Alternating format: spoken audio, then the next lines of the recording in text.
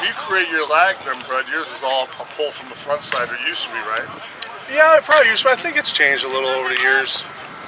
To, you and I talked about this 100 years ago, about it being much more rotational than people think it is, right? So, yeah, but I still have a big front side pull, but, as I've watched more and more video of myself over the year, you realize how much that top hand and back arm really, if you really slow it down, how hard it really gets in there, and you end up, if I ever ache at all, it's never on my lead hand. It's always in this back elbow, this back forearm a little bit, and I just think there's so much more involved there than you think there is. So if I can create a lag, focus on creating a lag by driving the knob on the right plane, that's the last thing that when I'm hitting good that I consciously think about. I feel the snap, but don't force it. That bat head to the pitcher, and then last thing that happens is that boom, snap. Now it's funny you say. I was just talking to one of the campers, big, strong kid here today, I was pitching to him, and I could see it from in there. He's very, his whole upper body kind of comes, instead of getting to that point, where you've committed here and your hands are still back, and then we just boom, fire our hands. He was more coming, and his whole body was kind of going with it. And I'm like, man, if we can just get you as big and strong as, and he had fast hand, to not be so bound up doing it, to just throw it. I always tell people, think of like if you've ever split wood, right?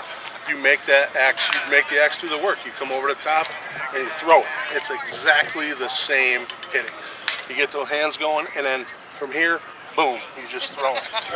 Make the bat do some work. I measured one time on a good pro swing, like you or Bobby, it's like a 40th of a second from lag to impact. Yeah, and if you think you can, you see too many people, I've been guilty of it myself, trying to manipulate the snap. I mean, I think you need to work the snap so you don't drop the bat head and pull the knob up. Right, you don't want this. But so you can work that, but when it comes time, I think we're all in agreement that you create a nice stab and lag of that knob forward, like Johnny McCraw always says. It's like popping a balloon, and you stab. And with you, like you say, you feel like maybe both hands stab a little bit more than just one.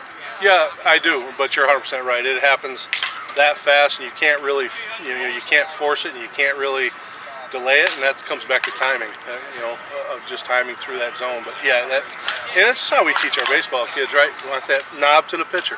It's the same thing for us, and then it's that last, just like you said, half a second, boom, snap, throw the hands. Because in terms of your hair, and your hips drive that knob as fast as you can. There's no doubt. There's no doubt. People teach, you want that knob, even in baseball, that's how they always teach it. That knob's got to come through, and if you watch the best softball players and you slow down their video, which I know you have, Bogey, you've slowed everybody's down, you'll see that the best players, when they come through, they're here and then they're snapping. But I would say he's a big time part of that, because he collapses on his back leg a little bit. He's one of the guys, he comes out and his back leg will turn in and it actually collapses a little bit, which means his hands are so good that, and he's snapping through so fast. Most guys, they're straight up and they're coming through, they're back here, legs come out, and then they're finishing high like this. He doesn't really finish that. He kind of collapses a little bit on the back.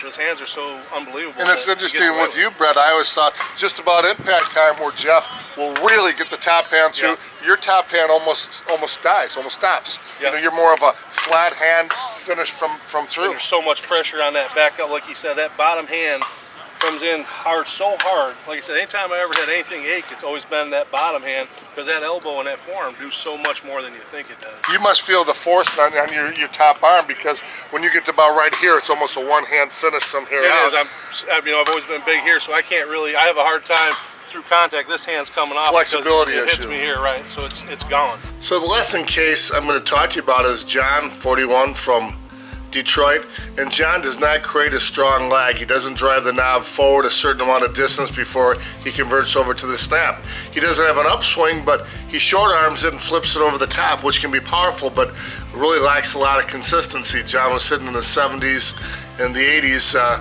and wasn't maxing out what I thought would have been a lot more power for him. Again, not golfing up, but he doesn't have that drive. Look at that drive that Andrew Collins gets.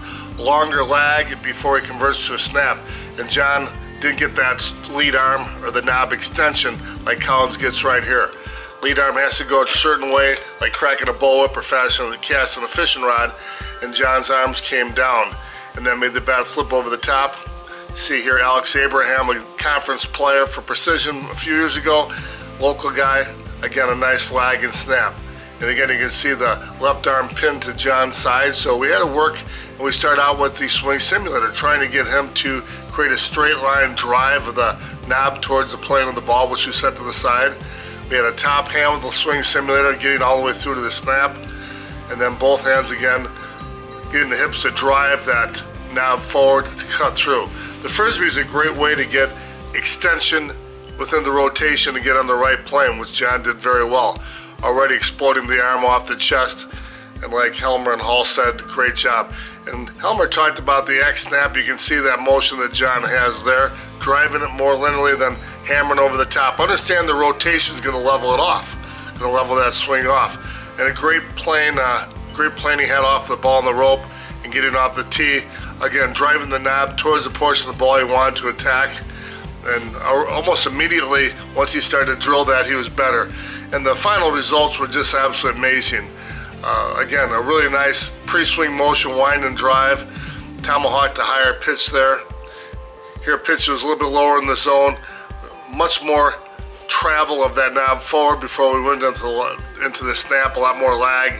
And it really showed because you just did a tremendous amount of improvement, John, with the exit speed and with the distance. Fabulous job.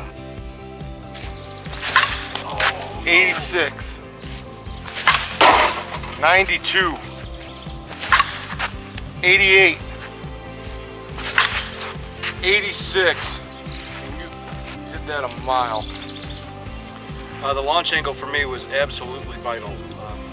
I had been hitting down at such an angle that it was going to create more mishits than it was hits.